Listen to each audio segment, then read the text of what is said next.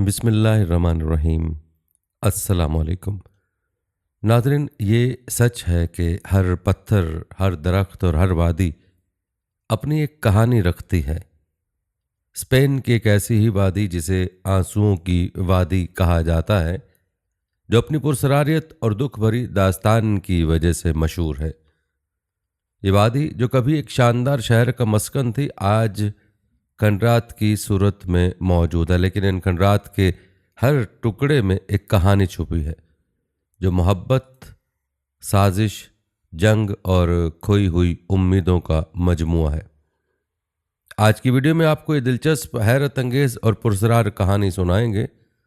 नाज़रीन, आपको बताते चलें कि आंसुओं की वादी स्पेन के शुमाल में वाक़ है, जहाँ पहाड़ों के दरमियान ये वादी खामोशी से गुजरे वक्त की गवाही दे रही है। कहते हैं कि सदियों पहले यहाँ एक अजीम शहर आबाद था, जो अपनी खूबसूरती, इल्म और अमन के लिए मशहूर था। ये शहर उन लोगों का मस्कन था जो अपनी मेहनत और हुनर से अपनी दुनिया को बेहतर बनाना चाहते थे, लेकिन जैसा कि तारीख हमें सिखाती, अमन हमेशा कायम नहीं रहता। कहानी का आगाज़ दौर कदीम के उसी शहर से होता है, जो पहाड़ों के दरमियान अपनी पूरी आबोताब के साथ आबाद था। ये शहर न सिर्फ अपनी इमारतों और फ़न तामीर के लिए मशहूर था, बल्कि उसकी सकाफ़त, इल्म और फ़नून लतीफ़ा ने उसे एक मरकज़ बना दिया था। इस शहर के लोग खुशहाल थे, लेकिन उनकी ज़िंदगियों पर एक साया था, जो किसी भी वक्त उनकी खुशियों को छीन सकता था। वो साया उनके जालिम बादशाह का था, जो अपनी ताकत के नशे में चूर रियाया को जबर व इस्तबदाद के ज़रिए काबू में रखता था। बादशाह के जुल्म की दास्तानें दूर दूर तक मशहूर थीं। उसने अपनी रियाया पर भारी टैक्स नाफिज कर रखा था और मामूली गलतियों पर सख्त तरीन सजाएं देता था, लेकिन इस जुल्म के बावजूद शहर के लोग खामोश थे, क्योंकि वो जानते थे कि बगावत का मतलब मौत है। इस जबर के दरमियान उम्मीद की एक किरण उस वक्त रोशन हुई, जब बादशाह के दरबार में एक नौजवान गुलकारा एजाबिल ने अपनी आवाज़ के जरिए लोगों के दिलों को सुकून बख्शा। एजाबिल न सिर्फ अपनी खूबसूरती, बल्कि अपनी मासूमियत और आजिज़ी की वजह से भी मशहूर थी। उसकी आवाज़ में ऐसी जादुई कशिश थी कि हर शख्स उसकी तारीफ के बगैर नहीं रह सकता था। वो बादशाह के दरबार में अपनी मौसीकी की वजह से मशहूर थी, लेकिन उसके दिल में हमेशा एक अधूरापन था, जैसे वो किसी खास चीज़ की तलाश में हो। यह अधूरापन उस वक्त मुकम्मल हुआ जब उसकी मुलाकात राफेल से हुई। राफेल एक नौजवान सिपाही था, जो नहायत बहादुर और ईमानदार था। वो बादशाह की फ़ौज का एक अहम हिस्सा था और अपनी शुजात के लिए जाना जाता था। राफेल का किरदार न सिर्फ उसके साथी सिपाहियों के लिए मिसाली था, बल्कि उसकी शख्सियत में एक ऐसी कशिश थी जो लोगों को उसके करीब ले आती थी। जब वो पहली बार इजाबेल से मिला, तो दोनों के दिलों में एक अजीब सी गर्मी और उनसियत पैदा हुई। रफ्ता रफ्ता उनकी मुलाकातें बढ़ने लगीं और उनका रिश्ता गहरा होता चला गया। एजाबेल के गाने, जो पहले सिर्फ दरबार के लिए होते थे, अब राफेल के लिए एक मोहब्बत का इजहार बन गए। दूसरी तरफ राफेल की दिलकशी और ईमानदारी ने एजाबेल के दिल में उसकी मोहब्बत को मजीद गहरा कर दिया। कहते हैं मोहब्बत न सिर्फ इन दोनों के लिए एक नई खुशी लेकर आई, बल्कि शहर के लोगों के लिए भी उम्मीद की किरण बन गई। लोग इजाबेल और राफेल की मोहब्बत को एक ऐसी कहानी के तौर पर देखने लगे, जो उनके जबर और तकालीफ के दिनों में खुशी का सबब बन सकती है। लेकिन याद रखें, मोहब्बत चाहे कितनी ही खालिस क्यों ना हो, ज़्यादा देर तक छुपी नहीं रहती। इजाबेल और राफेल की मोहब्बत की कहानी दरबार तक पहुंच गई।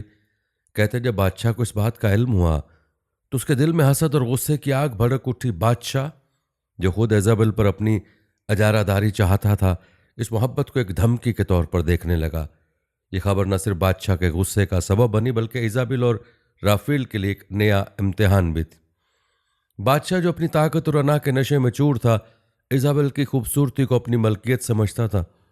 वो चाहता था कि इजाबेल सिर्फ उसकी हो, इसीलिए उसके दिल में राफेल के लिए शदीद हसद और गुस्सा भर गया था। इजाबेल और राफेल की मोहब्बत बादशाह के लिए नाकाबिल बर्दाश्त थी, क्योंकि उसने अपनी रियाया पर हमेशा खौफ और ताकत के ज़रिए हुक्मरानी की थी, और उस मोहब्बत को वो अपनी हुकूमत के लिए एक चैलेंज समझने लगा। कहते बादशाह ने अपने दरबारियों को हुक्म दिया कि राफेल को फ़ौरन गिरफ्तार किया जाए। राफेल, जो अपनी मोहब्बत के लिए किसी भी कुर्बानी के लिए तैयार था, बगैर किसी मज़ाहमत के गिरफ्तार हो गया। उस पर गद्दारी का इल्ज़ाम लगाया गया था, हालांकि उसने कोई जुर्म नहीं किया था। बादशाह ने उसे अवाम के सामने सबक के तौर पर पेश करने का फैसला किया ताकि कोई और उसके खिलाफ खड़ा होने की हिम्मत न करे। कहते राफेल को कैद में रखा गया, जहां उसे शदीद अजियत दी गई, लेकिन वो अपनी मोहब्बत और अपनी वफादारी पर कायम रहा। इजाबेल, जो अपने महबूब को इस हालत में देख रही थी, कैद में बेबसी के साथ अपनी मोहब्बत के लिए दुआ करती रही। आखिरकार वो दिन आया जब बादशाह ने राफेल को मौत की सज़ा देने का ऐलान किया। एक बड़ी अवामी जगह पर लोगों को जमा किया गया ताकि वो उस अंजाम को देख सकें। राफेल को जंजीरों में जकड़ कर लाया गया, लेकिन उसके चेहरे पर कोई खौफ न था। उसके दिल में अपनी मोहब्बत के लिए सुकून था और वो जानता था कि उसकी कुर्बानी इजाबेल की मोहब्बत की गवाही बनेगी। लोग जो बादशाह के खौफ में मुब्तला थे खामोशी से ये सब देखते रहे। किसी की हिम्मत न हुई कि राफेल के लिए कुछ कह सके। जब राफेल को सजाए मौत दी गई तो पूरे शहर की फिजा गम और अंधों से भर गई। लोग खामोश थे, लेकिन उनके दिल राफेल के लिए रो रहे थे। उस दिन बादशाह ने अपनी ताकत का मुजाहरा तो किया, लेकिन उसके जुल्म ने लोगों के दिलों में नफरत की आग भी भड़का दी। कहते हैं राफेल की मौत का मंजर इजाबेल की जिंदगी का सबसे बड़ा सानहा था। उसके महबूब को बेगुनाह कत्ल कर दिया गया था और वो बेबसी के आलम में कुछ न कर सकी। राफेल की मौत ने इजाबेल के दिल को टुकड़े टुकड़े कर दिया और उसके दिल में गम के साथ साथ एक नई आग भी भड़का दी थी, लेकिन उस गम ने उसे तोड़ने की बजाय मजबूत बना दिया। वो जानती थी कि अगर वो खामोश रही तो बादशाह का जुल्म कभी ख़त्म नहीं होगा। इजाबेल, जो कभी अपनी मौसीकी और गाने से लोगों के दिलों को सुकून बख्शती थी, अब उनके लिए एक उम्मीद और बगावत की अलामत बन गई। उसे बादशाह के जुल्म के खिलाफ खुलेआम आवाज़ बुलंद की। वो दरबार में खड़े होकर बादशाह की आंखों में आंखें डालकर बोली कि वो अपनी मोहब्बत को नहीं भूल सकती और ना ही उसके जुल्म के आगे झुक सकती है। नाज़रीन, बादशाह जो अपनी ताकत और गरूर में अंधा हो चुका था, इजाबेल के इस जुर्रतमंदाना इक़दाम को बर्दाश्त न कर सका। उसने इजाबेल को कैद कर लिया, ये सोचते हुए कि कैद की तन्हाई उसके जज्बे को तोड़ देगी, लेकिन वो गलत था। इजाबेल ने कैद में भी अपनी मोहब्बत और आज़ादी के लिए लड़ाई जारी रखी। वो अपने गानों के जरिए कैदी और मुहाफिजों के दिलों में उम्मीद जगाती रही। इजाबेल की आवाज़ ने शहर के लोगों के दिलों को भी झंझोड़ दिया था। इजाबेल उनके लिए एक जिंदा मिसाल बन गई, जिन्होंने जुल्म के खिलाफ उठने की तरगीब देती रही। उसकी कैद ने उसकी रोशनी को कम करने की बजाय मजीद बढ़ा दिया और वो उम्मीद की एक किरण बन गई थी। कहते राफेल की मौत और इजाबेल की कैद ने आवाम के अंदर एक नया जज्बा पैदा कर दिया था, जो खौफ के पर्दे के पीछे दब कर रह गया था। वो लोग जो पहले बादशाह के जुल्म के खिलाफ आवाज़ उठाने से घबराते थे, अब इजाबेल की कुर्बानी को याद करते हुए एक नई बगावत के लिए तैयार हो गए थे। उनके दिलों में जुल्म के खिलाफ खड़े होने का अज़्म और इजाबेल की हिम्मत ने उनके खौफ को शिकस्त दे दी। कहते हैं शहर के लोगों ने खुफिया तौर पर मंसूबे बनाए और बादशाह के खिलाफ बगावत की तैयारी शुरू कर दी। वो जानते थे कि आसान नहीं होगा, लेकिन इजाबेल की कुर्बानी उनके लिए एक रोशनी की किरण बन गई थी। जब बगावत का दिन आया तो शहर भर में आवाम ने बादशाह के फौजियों के खिलाफ हथियार उठा लिए। उनके दिलों में आज़ादी की ख्वाहिश थी और अपने हुकूक के लिए लड़ने को तैयार थे। लेकिन बादशाह, जो अपनी ताकत के नशे में चूर था, उसने अपनी फौज को हुक्म दिया कि बगावत को कुचल दिया जाए। फौज ने बेरहमी के साथ बगावत करने वालों पर हमला किया और किसी को भी नहीं बख्शा। कहते हैं उस दिन सैकड़ों बेगुनाह लोगों को कत्ल कर दिया गया। शहर के गली कूचे खून से रंगीन हो गए और हर तरफ गम और अंधों की कैफियत छा गई। नाज़रीन, ये बगावत अगरचे नाकाम रही, लेकिन उसने बादशाह के जुल्म के खिलाफ लोगों के दिलों में नफरत के शोले हमेशा के लिए रोशन कर दिए थे। कहते हैं कि वो दिन शहर की तारीख का सबसे तारीख दिन था, जब जुल्म और बर्बरियत अपनी इंतहा को पहुंच गई थी। बगावत को कुचलने के लिए बादशाह की फौज ने किसी पर भी रहम नहीं किया। मर्द, औरतें और बच्चे सब इस खूनरेज कार्रवाई का निशाना बने। हर तरफ इंसानों की चीखों पुकार गूंज रही थी और फिजा गम और अलम से भरी हुई थी। शहर की गलियां और बाजार इंसानी खून से सुर्ख हो चुके थे। हर घर से मातम की आवाज़ें बुलंद हो रही थीं। वो घर जो कभी खुशी और हंसी मजाक से गूंजते थे, अब सिर्फ गम और दुख की कहानियां सुनाते थे। बच्चों की मासूम चीखें और माओं की आहोजारी उस जुल्म की गवाही दे रही थीं। हर दरो दीवार उस दिन के दर्द को अपने अंदर समो रहा था। लोग खौफ से घरों में छुपे थे, लेकिन वो भी उससे फाकी से महफूज न रह सके।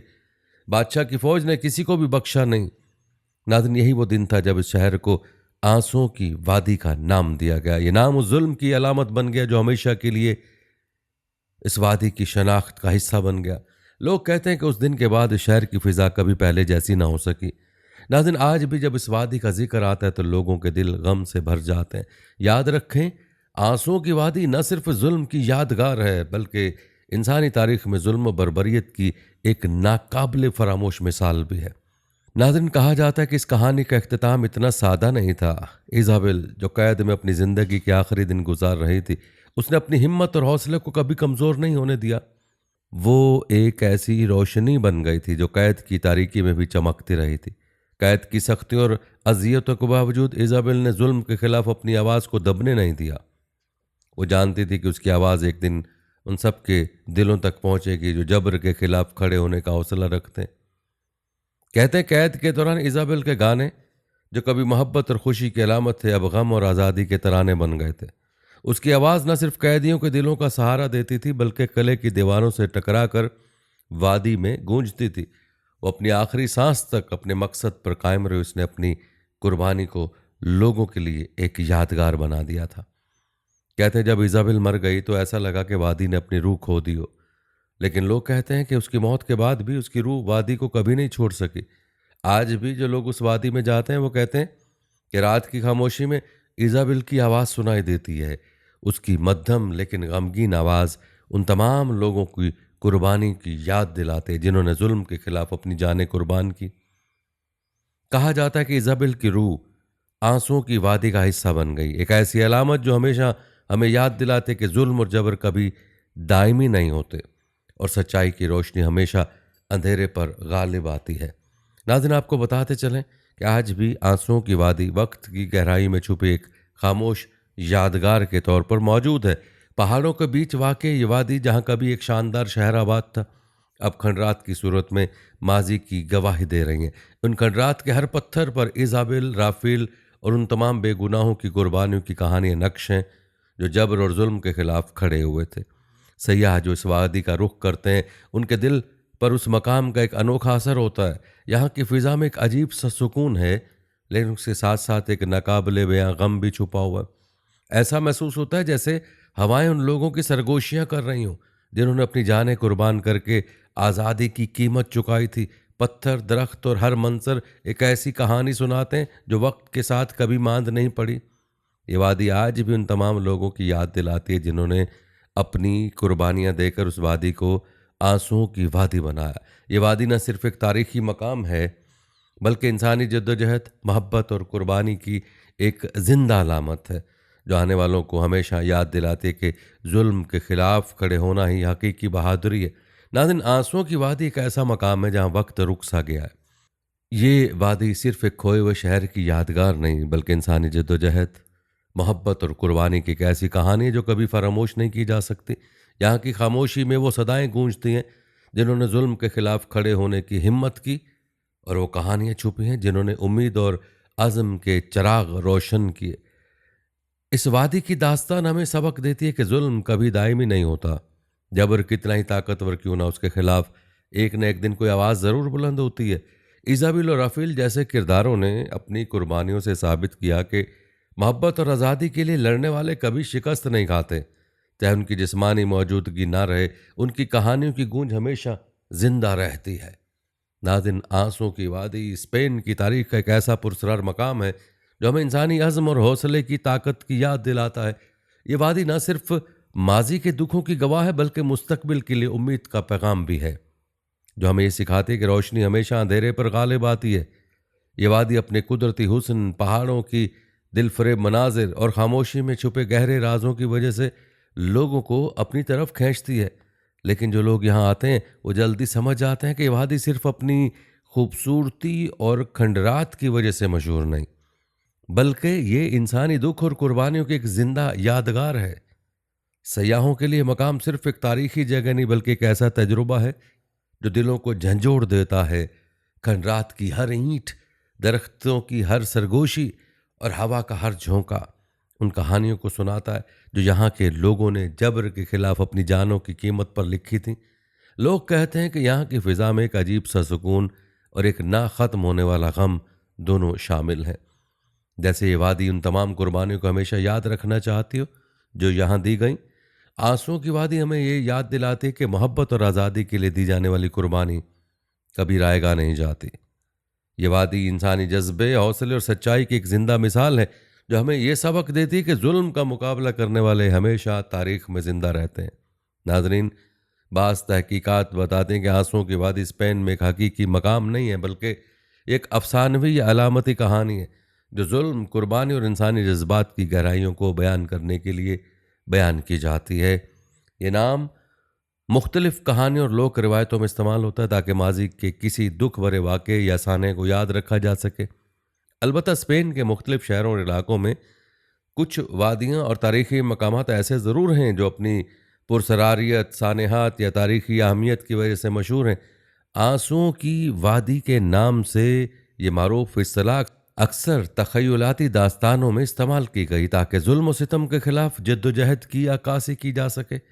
नाज़रीन, आंसुओं की वादी से जुड़ी ये कहानी आपको कैसी लगी? कमेंट में ज़रूर बताइएगा। आइए अब तस्करा करते हैं स्पेन के एक तारीखी शहर तलेतला की, जिस शहर पर सदियों तक मुसलमान और ईसाइयों ने हुकूमत की और जिस शहर को आज भी तारीख का जिंदा वर्सा कहा जाता है। नाज़रीन, तलेतला जो स्पेन के मरकज़ी इलाके में दरिया तागुस के किनारे वाक़ है, एक ऐसा शहर है जिसकी तारीख हज़ारों साल पर मुहित है। इस शहर को न सिर्फ अपने तारीखी वर्से और थकाफती तनव्वुर के लिए जाना जाता है, बल्कि मुख्तलिफ तहजीबों के इम्तजाज का बेहतरीन मजहर भी है।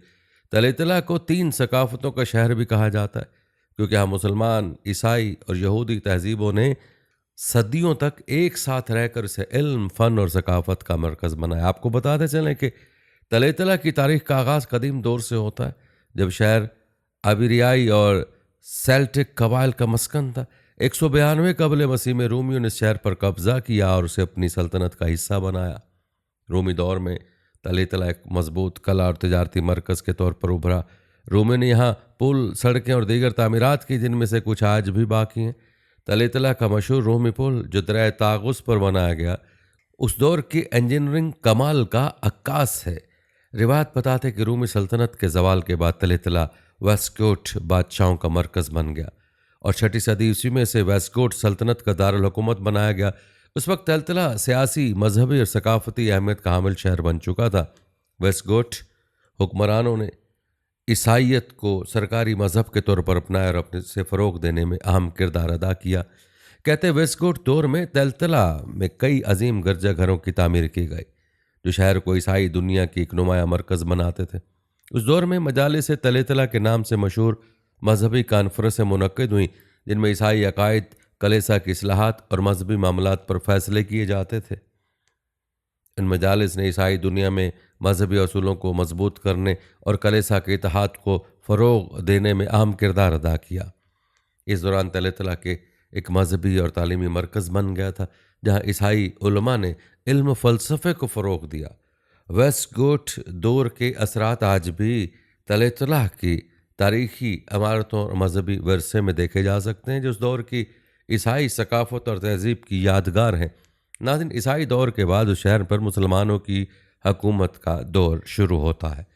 रिवायत के मुताबिक 711 ईस्वी में मुसलमानों ने उंदलस पर कब्जा करते हुए तलेतला को भी अपनी सल्तनत का हिस्सा बना लिया था।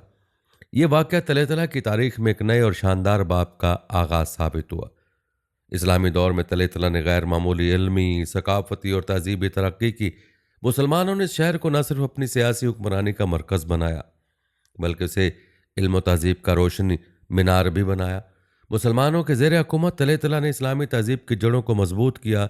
शहर में वसी पैमाने पर मसाजिद, मदरसे और इल्मी इदारे तामीर किए गए। मशहूर उलमा, फ़लसफ़े और माहिरीन का यह मरकज़ इस्लामी दुनिया के तालीमी और फ़िक्री निज़ाम का एक अहम हिस्सा बन गया। अरबी ज़ुबान उस दौर में इल्मी और इंतज़ामी ज़ुबान बन गई, जिसने न सिर्फ इस्लामी उलूम बल्कि कदीम यूनानी, रोमी और फ़ारसी वर्से को भी महफूज रखने और आगे बढ़ाने में अहम किरदार अदा किया। कहते तलेतला का सबसे नुमाया कारनामा इल्म के मैदान में था।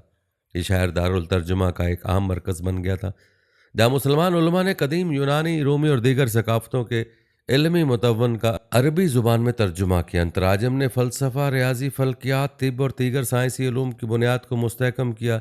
मशहूर यूनानी फ़लसफ़ी अरस्तू और सकरात की किताबें भी उसी दौर में अरबी में तर्जमा हुई और फिर बाद में लातिनी ज़ुबान में मुंतकिल की गईं, जिसने यूरोपीय निशात सानिया की राह हमवार की। नाज़िन, इस दौर में तलेतला व इस्लामी फ़न तामीर की मिसालें भी अपनी जगह मुनफरिद थीं। महल, मसाजिद और अवामी इमारतें इस्लामी फ़नून की शानदार अक्कासी करती थीं। मस्जिदों में खूबसूरत खत्ताती, ज्योमेट्रिकल डिज़ाइन और वसी सहन इस्लामी सकाफ़त की नुमायाँ खसूसियात थीं। मुसलमानों ने तलेतला के निज़ाम ज़राअत को भी तरक्की दी और आपाशी के निज़ाम को भी बेहतर बनाकर ज़रख़ेज़ खेतों को बढ़ाया। इससे शहर एक अहम तजारती मरकज़ के तौर पर भी उभरा। रिवायत के मुताबिक इस्लामी दौर में तलेतला की सबसे बड़ी खसूसियत उसकी इल्मी रवादारी थी। यहाँ मुसलमानों, यहूदी और ईसाइयों ने एक दूसरे के साथ अमन व सुकून से रहते हुए इल्मी और सकाफ़ती तरक्की में हिस्सा लिया। ये कसीरुल सकाफ़ती माहौल तलेतला को एक मुनफरिद शनाख्त देता है, जहाँ मुख्तलिफ मज़ाहिब और सकाफ़तों ने एक दूसरे से सीखने और तरक्की करने का मौका पाया। तारीख़ बताती है कि मुसलमानों के दौर हुकूमत में तलेतला सिर्फ़ एक शहर नहीं रहा, बल्कि इल्म, तहज़ीब और बैनुल सकाफ़ती हम आहंगी का एक मरकज़ बन गया था। इस दौर ने न सिर्फ इस्लामी दुनिया की तारीख़ को रोशन किया, बल्कि यूरोप की इल्मी तरक्की में भी एक अहम किरदार अदा किया। तलेतला के सुनहरी दौर आज भी उसकी मसाजिद, महलों और इल्मी विरसे में ज़िंदा है। रवायत के मुताबिक 1085 ईस्वी में ईसाई बादशाह अल्फांसो शिशुम ने तलेतला पर कब्ज़ा किया, जिसने शहर की तारीख़ में एक नए बाब का आगाज़ किया। कहते हैं इस्लामी हुकूमत के ख़ात्मे के बाद भी तलेतला अपनी सकाफ़ती तनव्वुर और इल्मी अहमियत के लिए मशहूर रहा। ये शहर बदस्तूर एक ऐसा मकाम बना रहा जहाँ मुसलमान, ईसाई और यहूदी एक साथ रहते थे और इस हम आहंगी ने तलेतला को इल्म अदब का मरकज़ बनाए रखा। ईसाई फतह के बाद तलेतला में बड़े पैमाने पर गिरजाघरों और खानकाहों की तामीर हुई, जिसने शहर की मामारी को मज़ीद शानदार बना दिया। इनमें से कुछ तामीरात ने गोथिक और रूमी तर्ज तामीर को अपनाया, लेकिन शहर में मौजूद इस्लामी वर्से को भी महफूज रखा गया। तलेतला की मशहूर जामे मस्जिद को एक ईसाई चर्च में तब्दील कर दिया गया, मगर उसकी इस्लामी तर्ज तामीर को बरकरार रखा गया, जो ईसाई हुक्मरानों की जानिब से शहर की तारीख के लिए एहतराम की अलामत था। ये दौर इल्म और सकाफ़त का इम्तजाज भी था। कहते इस दौर में तलेतला में मुसलमानों के इल्मी वर्से को बरकरार रखा गया और से यूरोपीय निशात सानिया के लिए राह हमवार हुई।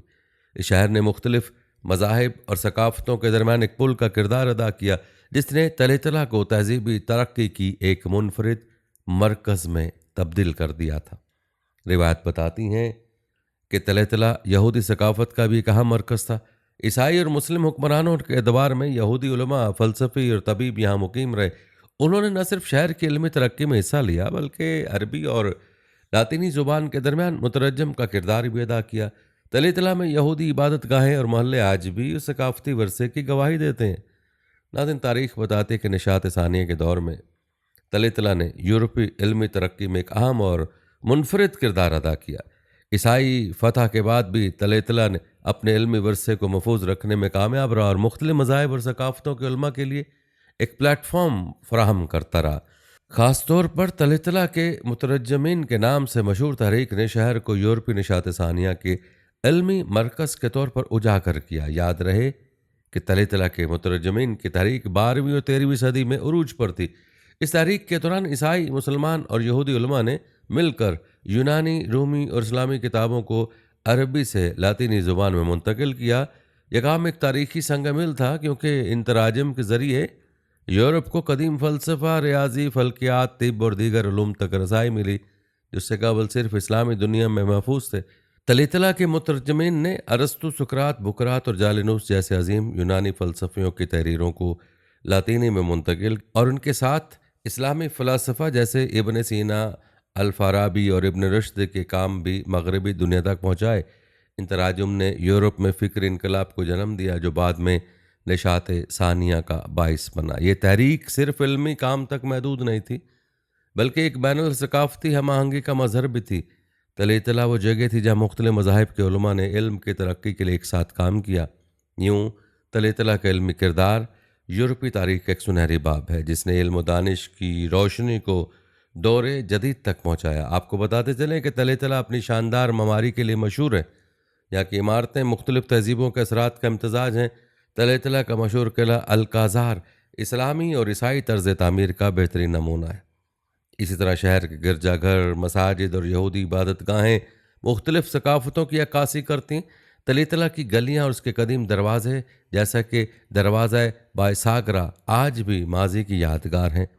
नाज़रीन, आज भी तलेतला स्पेन का एक तारीखी और सकाफ़ती वर्सा है। उसे 1986 में यूनेस्को के आलमी सकाफ़ती वर्से में शामिल किया गया। ये शहर दुनिया भर से सयाहों को अपनी तरफ मुतवज्जे करता है, जो उसकी तारीख, फ़न और सकाफ़त के दिलफरेब इम्तजाज को देखने आते हैं। तलेतला में आज भी मुख्तलिफ तहजीबों के असरात देखे जा सकते हैं। यहाँ के अजायब घर, लाइब्रेरियाँ और तारीखी मकामात कदीम दौर की झलक पेश करते हैं। तलेतला का सकाफ़ती मेला, जिसमें मुख्तलिफ रवायती सरगर्मियाँ शामिल हैं, उसकी तारीखी अहमियत को मज़ीद उजागर करता है। नाज़रीन, आपने मुलाहजा किया कि तलेतला की कहानी एक ऐसी दास्तान है जो तहजीबों के उरूज व ज़वाल, इल्म हिकमत और सकाफ़ती हम आहंगी की गवाही देती है।